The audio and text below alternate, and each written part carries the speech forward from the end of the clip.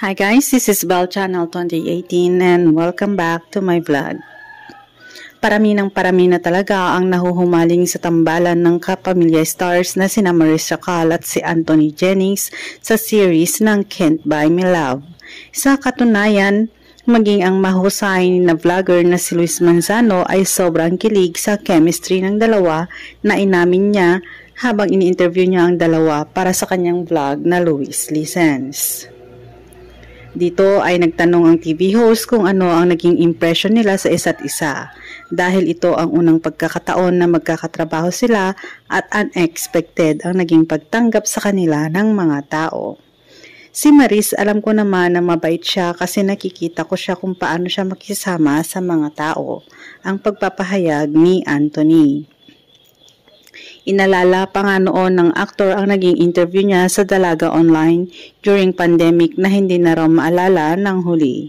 Ang kwento naman ni Maris, pero ang tumatak sa akin yung sa dressing room ng Christmas Special 2022. Tapos hindi siya tumitingin sa akin. Si Luis ang naghahay sa akin. Tapos same kami ng dressing room ng Christmas Special. Tapos sabi ko, okay, hindi na rin kita papansinin. Pero ngayon ay mas na-appreciate na nila ang isa't isa lalo na click rin ng ugali at kakulitan nila.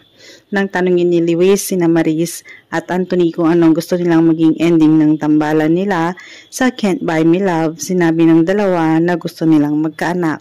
Kung sakasakali man, papapipiliin kayo kung anong magiging ending ng kwento ni Snoop sa ni Irene.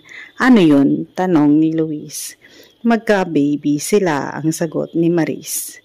Sundot naman ni Anthony, oo, ayun, yung triplets.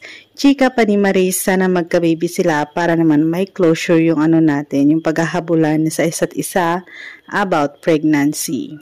Saka doon nalungkot yung tao talaga nung nalaman nilang hindi siya buntis. Ang say naman ni Anthony. Thanks guys for watching and God bless everyone.